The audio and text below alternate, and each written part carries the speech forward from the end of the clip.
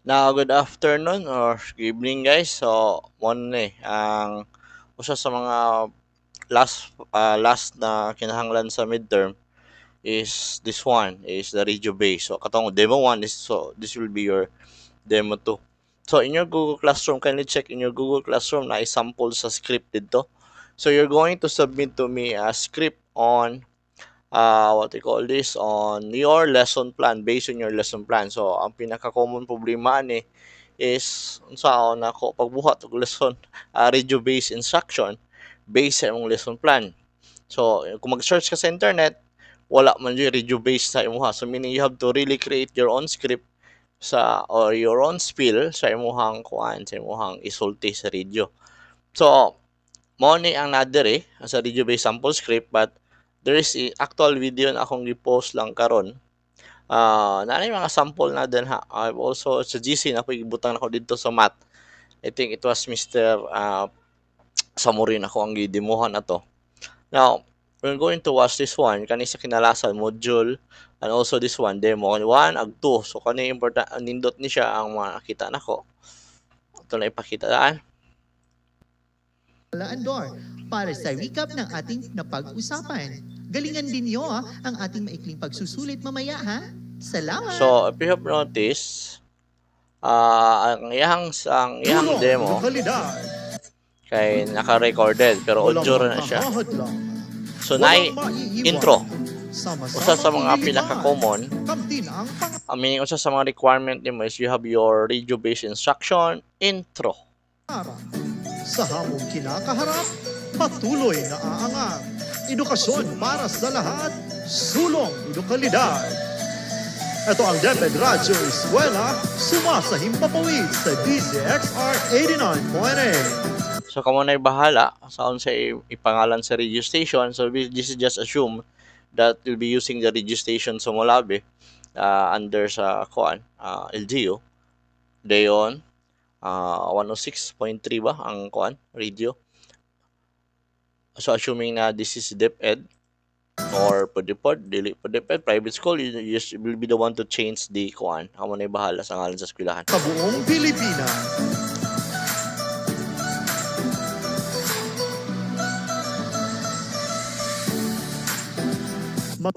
Kani siya ang katong uban na maglisod og edit. Kani may pinaka-nindot na solution which is sa computer ka mag-edit, naka-record siya as na cam. Pero sa cellphone kung wala jud siya, nindot siya kay pwede ka mag-play automatic din naka-record lang ang imong screen. Nindot na siya. Pero kung dili makaya sa cellphone, mo to mag-edit juga. Meaning you're going to record your voices and your spills and your intro and then butangan nimo effects. So, mas more challenging ata if you're going to do this one in your phone. But still, it can be done. It takes time jud. The deadline for this is will be moved more mga April 30 siguro. No, June 30 rather. Magandang araw sa mga ginigiliw naming mag-aral ng ikapitong baitang. Ito ang inyong para So, one of the common kuan sa radio script sa radio base is ang technical what do you call this? Technical instructions. When you say technical instructions, is na ay kuan unsay buhaton pila ka segundo ang iyang sounds, iyang intro and so on. So na ay mga music ang si gamitonon. So mo si guide sa imuha and then also sa kilid na diri ang what you're going to say. Now as asked by Miss Jordan, yes, your spiel is different from each one of you. Kay lahi mo mag topic, lahi mo mag intro. Depende na nimo na. It will be up to you because you'll be the one creating your own script. So, ang diferensya lang jud is your activity and your lesson plan. Imuhang diri mo sulod ang problema karon. Sa imong lesson plan kay na kay motivation, na kay ana. So how are you going to translate or to convert that one into a radio base na pare-pareho ra gihapon, dili jud lahi ha. So masakpan man ako ang lahi jud siya. So be intuitive. Kung mga tapulan ay mangita magsayon, mo na maglisod na dayon kay wa may ready-made sa internet ni. Pero mga those students na really work hard on creating their own script from their own LPs, like for example, katong mga groupings, unsaon nako to pagkuha ng by group. one possible solution is you're going to record na unsay mga possible na tubagon sa bata. Kaya kabalo naman kadaon si tubagon sa bata, you have given their topic. So, mo tay usa ka assuming, and then napay asa usa ka assumption is the student will have na siya copy sa self learning module na buhatonon pa ninyo sunod demo 3 nimo. So, assume na lang daan na kay pagbuhat na daan kang lecture notes din ha or kanang self-learning module na nay content na pare-pareho sulod sa lesson plan kami yun ka on page 1 mo ni buhaton on page 2 and so on so on. So, medyo dali siya mo ha. So, meaning, you are hitting two birds in one stone, which is you're doing the radio base and also you're doing your SLM, self-learning materials. So, pwede po siya na ako na lang emerge para lang kay one sa kasagaran sa kaning naa diri sa radio base kay all like this one and also this guy here. This one is from Lanao. I think this is also from Lanao maybe. Uh, they all these two people are based is using their self-learning module, so meaning nag-assume sila the student has a copy of the self-learning module, di maminaw na lang sila, then pakli-pakli na lang sila dito sa ilahang mga ipang buhat mo na kasagaran na nabantayan ako. So if you have noticed 20 minutes ang usa ka oras. So like for example, if you're going to give the students like for this where's it? There's that. Tunay. Handa na ba kayo? May mga pahayag. Like this one. Kung nag-intro siya,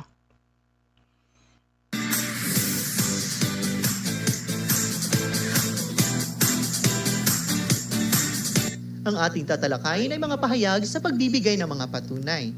Alam nyo, upang mapatunayan ang katotohanan sa mga pahayag, kailangang suportado ito ng ebidensya at datos. Uulitin ko, ang katotohanan. so, nasa script ibasa. Medyo dali saya ha, because you have the script. So, dili kini siya ulaw sa inyo ha. Okay? Makatutulong ang mga pahayag na ito upang tayo'y makapagpatunay.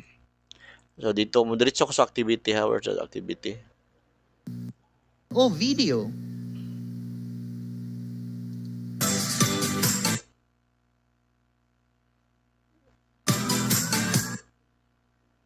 Uulitin ko, may isa ang ginamit upang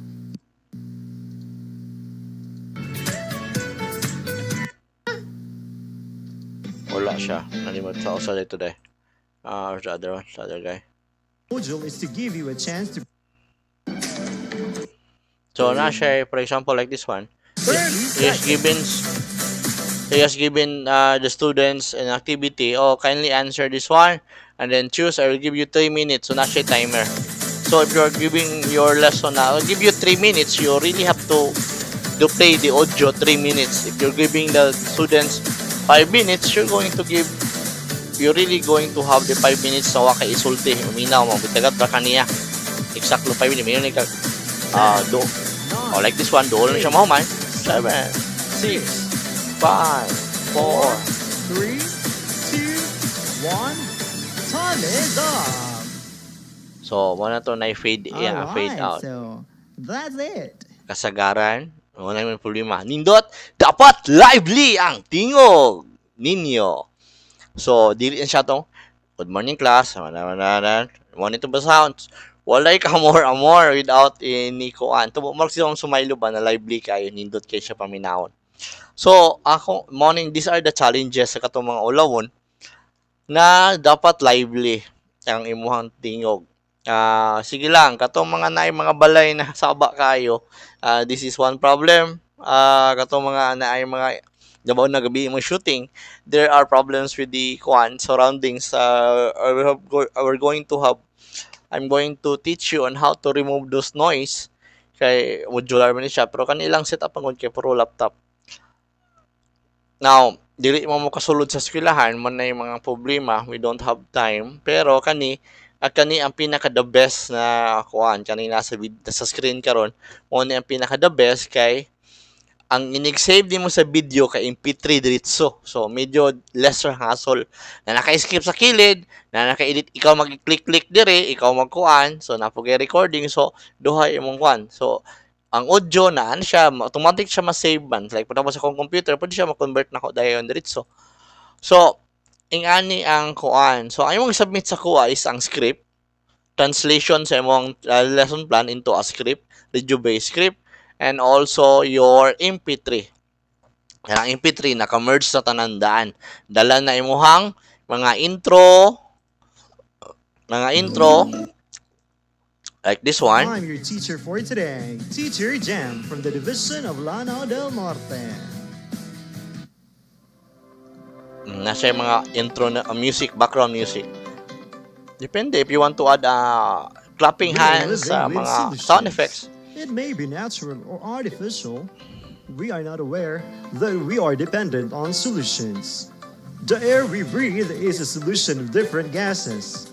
So, nasa Google Classroom na, ayaw mo magtinapulan, nasa Google Classroom na ang mga sample. So, if that radio is that video na sa YouTube is 30 minutes, I would advise you to listen or to watch the whole 30 minutes or to listen to the radio broadcast kung sa kaoras. Because kung di ka magtanaw sa the entire session, pakli-pakli lang ka or kung ambak-ambak lang ka, pass forward, you're not going to learn. So, mas better, bilag sumo, boring, maminaw jud ka.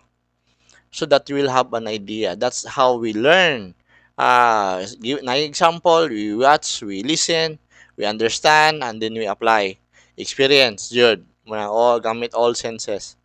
So hopefully, ang akong kinahanglan ha, again, so hunanaon pa dyan ako na ma-move ni siya ang radio base pero partner na siya sa self-learning module. So magdungan sa creation, dungan magbuhat ani.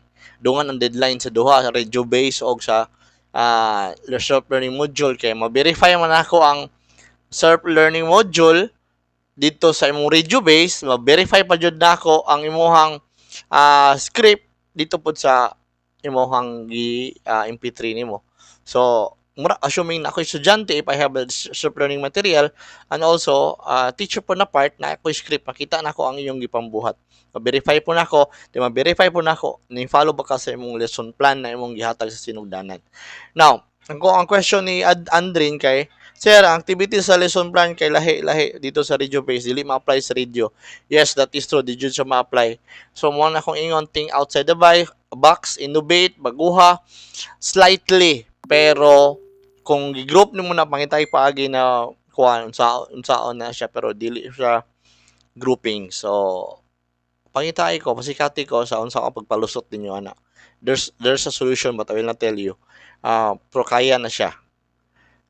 Study on your own or watch a lot of videos sa radio base so yun sa nila. Pero kanang sa groupings, mo na yung mga problema. Sayo na kito sa English kay wala man siya group pero kato na group problema. Katong kuan, the still self-learning module, katong nagawa ito wala pa ni PowerPoint but you can use audio. Naki-audio like si Miss Oliveros magamit man daw kuan. Audio pwede pa padungog sa bata ani. Pero mo lagi na audio lang dili ang video. Radio based man ta. Pero sa kuan self-learning module unsaon pwede mo na puro ra ang video, you cannot translate video into paper. So how would you do that? Di wa po assuming na bukid wa siya signal so bawal ang internet gihapon. So lang atong i-try pa na to na tanaw sa nako ang kipang buhat sa katong mga estudyante na ahead na daan the radio based script, then changes will be there. Subject to changes, abrupt changes kay automatic na ako na i-change.